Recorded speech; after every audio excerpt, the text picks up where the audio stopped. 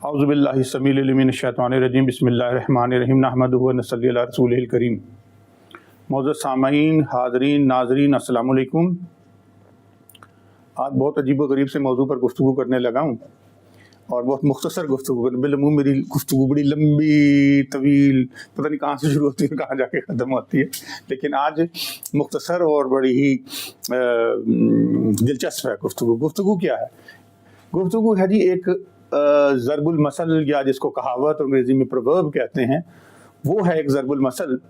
کسی نے مجھ سے پوچھا ہے کہ یہ منہ اور مسور کی دال، اس کی کہانی کیا ہے، اس کے پیچھے کیا بیک گراؤنڈ ہے؟ تو میں اس کا بیک گراؤنڈ بتاتا ہوں۔ یہ میں نے اپنے ابا جی سے سنی تھی اپنے بچپن میں۔ میرے والد صاحب ماشاءاللہ بہت پڑھے لکھے آدمی، ابا جی ابو کہتا تھا میں انہیں، میرے ابو بڑے پڑھے لکھے آدمی تھے، 7 زبانیں جانتے تھے، انگلش، عربی، اردو، فارسی، پنجابی، پشتو، بنگلہ ایٹسیٹرا۔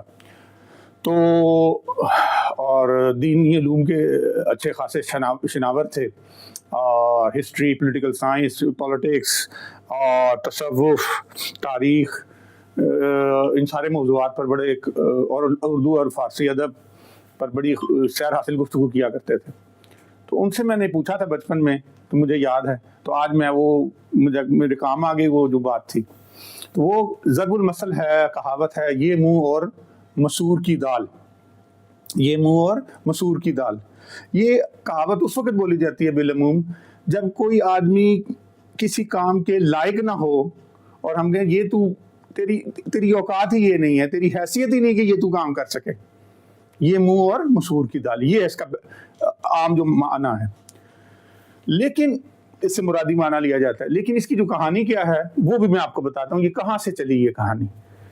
تو یہ اصل میں دال کی چونکہ کہانی ہے، تو دال آپ کو پتا ہے کہ اس کو انگریزی زبان میں لینٹل بولتے ہیں، LENTIL، لینٹل۔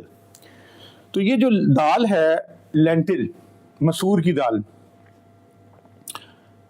اس کے بارے میں تھوڑی سی تاریخ بتاؤں پہلے میں آپ کو۔ اس کا جو سب سے پرانا ریکارڈ تاریخ میں ملتا ہے مسور کی دال کا، وہ ملتا ہے ہمیں کتابوں میں کہ یہ 11,000 قدیم زمانے سے استعمال ہوتی چلی آ رہی ہے، قدیم زمانے سے، اینشنٹ ٹائم سے یہ استعمال میں، انسانوں کے استعمال میں آگے تھی کھانے پکانے کے۔ تو سب سے پرانا اس کا جو تذکرہ ملتا ہے اس دال کے بارے میں، وہ ہمیں ملتا ہے کہ پہلی بار یہ 11,000 قبل مسیح میں، 11,000 قبل مسیح میں، یعنی حضرت عیسیٰ سے بھی 11,000 بیفور کرائسٹ پہلے، یہ اہل یونان جو گریک لوگ تھے، یونان کے جو لوگ تھے، وہ اس کو پکا کر کھایا کرتے تھے۔ سب سے پہلے اس قوم نے اس کو کھانا شروع کیا، پھر یہ وہاں سے چلی اور پھر ایشیائی ممالک میں آئی، پھر یہاں سے یہ افریقہ اور یورپ اور دوسرے جو بر اعظم ہے وہاں تک پہنچی۔ اچھا، اب دال کو دال کیوں کہتے ہیں؟ یہ بڑی عجیب و غریب بات ہے، یہ بڑے مزے کی بات ہے، بڑی انٹرسٹنگ بات ہے۔ آپ سمجھیں، ہم اس کو دال بولتے ہیں، ہمارے بر عظیم یا سب کانٹیننٹ میں اس کو دال بولا جاتا ہے، جو پکا کے کھاتے ہیں دالیں مختلف ہم۔ تو دال کو دال کیوں کہا جاتا ہے؟ دال دراصل اردو کے اندر بھی استعمال ہوتا ہے، پنجابی میں بھی استعمال ہوتا ہے، ہندی میں بھی استعمال ہوتا ہے، لیکن یہ عربی فارسی کا لفظ نہیں ہے دال۔ دال اصل میں یہ جو عربی میں ہوتا ہے دال کا لفظ، لیکن وہ دال دلالت کے معنوں میں، آرگومنٹ کے معنوں میں استعمال ہوتا ہے عربی زبان میں۔ جو دال ہے، یہ لفظ اس بات پر دلالت کرتا ہے، وہ دال ہوتا ہے، یعنی آرگومنٹ۔ لیکن یہ جو دال ہے، ہم اردو میں یہ دال کھانے والی جو استعمال کرتے ہیں، یہ نہ اردو کا ہے، نہ یہ عربی کا، نہ یہ فارسی کا۔ یہ کہاں سے آیا؟ یہ سنسکرت زبان کا لفظ ہے، اور اس کا مطلب ہوتا ہے ٹکڑا۔ کیا مطلب ہوتا ہے اس کا؟ ٹکڑا۔ اور کبھی آپ غور کریں، ہندی زبان میں، ہم تو پاکستان میں تو نہیں بولتے ہم لوگ جنتا دل، جنتا دل ایک پارٹی کا نام ہے، دل کا مطلب پارٹی بھی ہوتا ہے، پارٹی سیگمنٹ ہوتی ہے سوسائٹی کی نا، پارٹی، تو وہ جنتا دل بولتے ہیں، جنتا پارٹی، تو دل پارٹی کو کہتے ہیں، اور دل سے مراد ٹکڑا ہوتا ہے ایکچولی۔ تو یعنی یہ چنا لے کے چنے کے 2 ٹکڑے کر دیں تو کیا ہوگا؟ وہ 2 ٹکڑے بن گئے۔ تو جب تک وہ چنا کہلائے گا، لیکن جب ٹکڑے کر دیے تو وہ دل میں بدل گیا۔ تو اس وجہ سے اس کو دال کہتے ہیں۔ سمجھ آئیے آپ کو؟ کتنے مزے کی بات ہے۔ دال دل سے نکلا ہے، اور دل سنسکرت زبان کا لفظ ہے، اور یہ ٹکڑا ہوتا ہے۔ جب ایک اناج کے 2 ٹکڑے کر دیے جائیں تو اسی طرح مسور کی دال، تو مسور جو براؤن سے ہوتے ہیں ان کو توڑ کے اس کا چھلکا اتار کے 2 ٹکڑے میں تبدیل کرتے تو وہ دال میں تبدیل ہو جاتی. اسی وجہ سے اس کو انگریزی زبان میں کیا کہتے ہیں؟ ریڈ لینٹلز، کیونکہ وہ ریڈ بھی ہوتی ہے. بعض لوگ اس کو پنک لینٹلز بھی بولتے ہیں. انگریزی زبان میں اس کو ریڈ لینٹلز یا پنک لینٹلز بھی بولتے ہیں. ٹھیک ہے، تو اب آپ کو اس کی سنسکرت میں بھی بتا دی، آپ کو انگریزی بھی بتا دی، سمجھا بھی دیا. اور اصل جو چیز ہے، یعنی ابھی تک میں نے بتایا نہیں کہ ویسے مطلب تو بتا دیا اس کا میں نے آپ کو کہ اس وقت بولا جاتا ہے جب کسی کی حیثیت یا اوقات نہ ہو کام کرنے کی، اور ہم کہیں یہ. تو ابا جی نے یہ بات بتائی تھی کہ بیٹا اس جو بڑے لٹریری آدمی تھے میرے ابا جی، بہت پڑھے لکھے آدمی تھے، فارسی عربی اردو میں نے ان سے ہی پڑھی، انگریزی بھی ابتدائی اپنی ساری کتابیں انگریزی اردو عربی فارسی اپنے ابا جی سے پڑھی، اور ارتھمیٹکس بھی میں نے اپنے ابا جی سے پڑھی تھی، بنیادی جو ارتھمیٹکس ہوتی ہے. بس جان ایک ہی چیز سے جاتی تھی میری، اور وہ ہوتی تھی ٹیبل یاد کرنے، یعنی جس کو ہم پہاڑے کہتے تھے، آج کل کے بچے ٹیبل 2 × 2 2 × 4 جس کو 2 کہتے ہیں، وہ مجھ سے نہیں یاد ہوتے تھے اس زمانے میں. مجھے آج بھی رٹے والی چیزیں مشکل لگتی ہیں جن میں رٹا لگانا پڑتا ہو. خیر اب موضوع کی طرف آتا ہوں. تو وہ ابا جی نے جو بات بتائی تھی وہ یہ تھی کہ ایک تھا بہت بڑا باورچی، کوئی نامور باورچی تھا جو کسی بہت بڑے نواب کا باورچی تھا، کک تھا. باورچی کک کو کہتے ہیں، کیونکہ ہم آج کل باورچی خانے کو بھی کچن ہی بولتے ہیں. ہم بچوں کو یہ بھی نہیں پتا کہ اس کو باورچی خانہ بھی کہا جاتا ہے. بچپن میں ہم باورچی خانہ ہی بولتے تھے، لیکن آج کل بچے نہیں بولتے، بچے کچن ہی بولتے ہیں. خیر تو وہ بہت بڑا کک تھا، باورچی تھا. تو وہ کسی نواب کے گھر کام کیا کرتا تھا. اب نواب تو آپ کو تو جو نسلی نواب ہو نا، تو وہ کھانا بڑے سلیقے سے اور بڑے کرینے سے کھاتے ہیں اور بڑے طریقے سے کھاتے ہیں، اس کے انگریڈینٹس بڑے اعلیٰ استعمال کرتے ہیں. وہ مر گیا. وہ جو مسلمانوں کا زوال کا بر صغیر میں زوال چل رہا تھا مسلمانوں کا، اور سلطنت مغلیہ کا زوال چل رہا تھا، اور مسلمان ڈکلائن کی طرف جا رہے تھے، تو بیچارہ اجڑ بجڑ گیا وہ نواب بھی.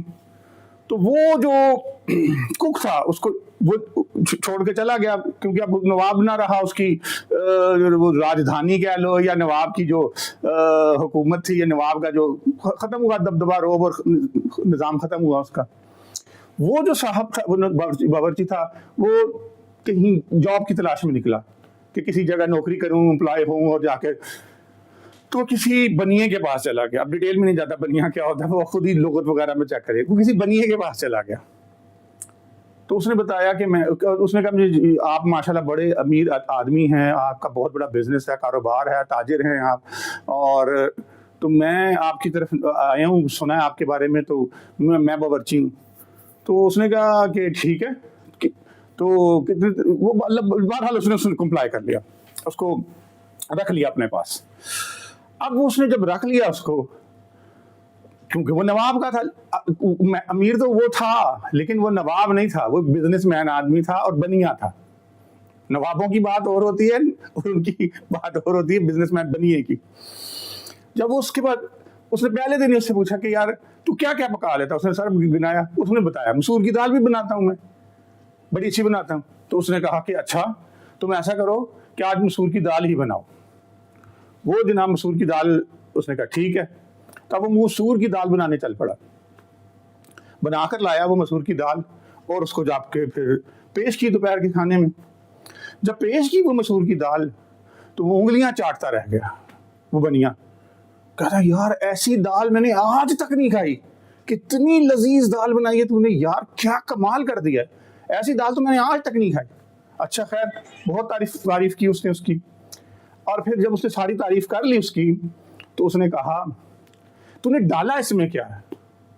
تو پھر اس نے انگریڈینٹس بتانا شروع کیے. اس میں اس نے سیفران یعنی زعفران، اب زعفران تو آپ کو ہوتا ہے نا لاکھوں روپے کا کلو آتا ہے، لاکھوں روپے کا آج بھی ملتا ہے.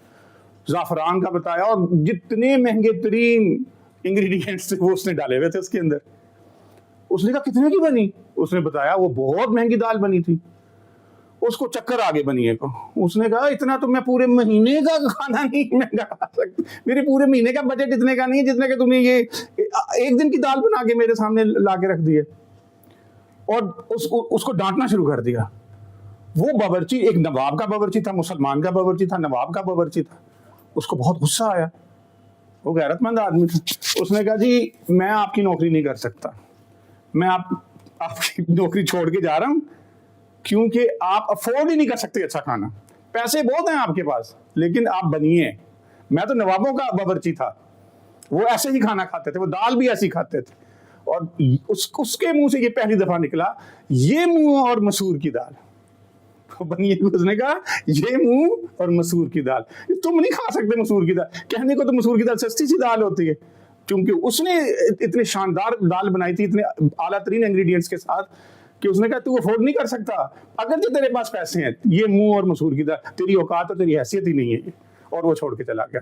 اس نے پھر کوئی اور مسلمان دیکھا ہوگا اچھا نواب جس کے گھر اچھا کھانا بنتا ہوگا. تو یہ اس کا ہے بیک گراؤنڈ.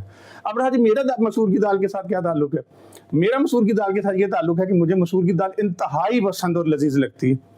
میری امی بہت اچھی دال بنایا کرتی تھی مسور کی, تھوڑی پتلی بناتی تھی, مجھے گاڑی مسور کی دال اچھی نہیں لگتی. اس کے اندر وہ کیا کہتے ہیں ڈالتے ہیں, جو کیا کہتے ہیں کیری, جو کچا آم ہوتا ہے جس کو پنجابی میں امبی کہتے ہیں, وہ بھی وہ ڈالتی تھی پکاتے وقت.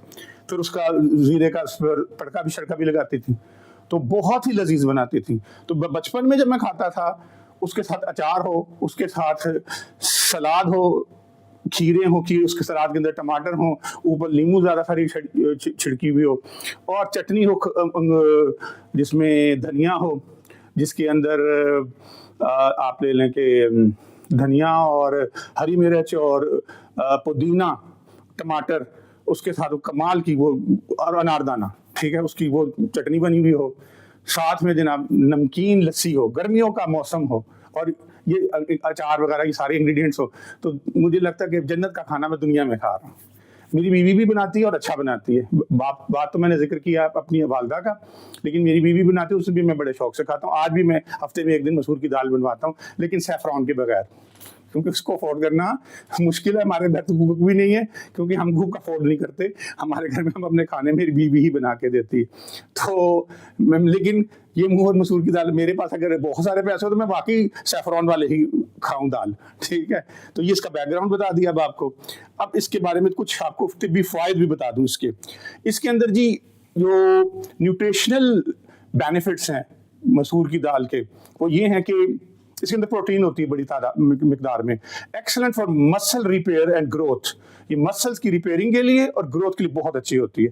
اس کے اندر فائبرز ہوتے ہیں, ریشے ہوتے ہیں, اور ریشے جو انہیں پروموٹ کرتے ہیں آپ کے ڈائجسٹو ہیلتھ کو, بیلنسز بلڈ شوگر کو بھی یہ بیلنس کرتی ہیں, اور reduces cravings and helps lower cholesterol کو لوور کرتی ہے, کم کرتی ہے. اس کے اندر آئرن ہوتی ہے, crucial for oxygen transport, preventing fatigue and anaemia, تھکاوٹ کو بھی دور کرتی ہے مسور کی دال, اور انیمیا کو بھی یعنی خون کی کمی کو بھی ختم کرتی ہے. اس کے اندر فولیٹ B9 بھی ہوتی ہے. اس کے اندر فولیٹ B9 کا کیا فائدہ ہے, vital for sale division and DNA synthesis, important for overall health, especially during pregnancy, بھی بہت زبردست چیز ہے. اس کا لازم اس کو اپنی غذا کا حصہ بنائیں. اس کے اندر منرلز بھی ہوتے ہیں, rich in potassium, یہ پوٹاشیم نہیں ہوتا, پوٹاسیم بھی ہوتی ہے اس کے اندر, اور یہ بلڈ پریشر کے لیے, magnesium, energy, muscles and zinc بھی اس کے اندر ہے, ٹھیک ہے جی. اس کے علاوہ اس کے آپ دیکھیں اگر ادر اس کے فائدے دیکھیں آپ, تو جو اس کا اندر فائبر ہے potassium helps lower cholesterol and blood pressure, reducing heart disease risk, چونکہ میں ہارٹ ڈیزیز کا ویسے بھی مریض ہوں, ٹھیک ہے, تو ہارٹ ڈیزیز کے رسک کو بھی یہ کم کرتی ہے. Blood sugar control lower glycaemic index, and fibre helps stabilises blood glucose level. Gut health کے لیے fibre promotes healthy gut bacteria and regular bowel movement, یہ جو انتڑیوں کے اندر موومنٹ ہوتی ہے اس کو بھی ریگولرائز کرتی ہے. ویٹ مینجمنٹ میں بھی بہت اچھی ہے. Protein and fibre increases satiety, helping control appetite, ٹھیک ہے جی, ایپیٹائٹ کو اور کنٹرول کرتی ہے سارا سسٹم. آگے antioxidant contains polyphenols with anti inflammatory and protective effects کے لیے بھی یہ بہتر ہے. اس کے علاوہ اس کا ایک فائدہ جو خواتین کے لیے بہت ضروری ہے وہ یہ کہ جب کھانا گھر میں جلدی سے بنانا ہو اور خامد کو غصہ آ رہا ہو, شوہر کو یا بھائی کو, جو بھی ہے, تو اس کے لیے آپ یہ ہے کہ 10 سے 15 منٹ میں یہ دال گل پک جاتی ہے, اور اس کو آپ کو ڈبو کے سوک کر کے بھی نہیں رکھنی پڑتی. جلدی سے بنائیں اور چاول بوائل کر کے اس کے منہ پہ ماریں اور جان چھڑائیں اپنی. آج کے لیے یہی کچھ ہے. ومان البلاغ, پھر بات ہوگی کل انشاءاللہ کسی موضوع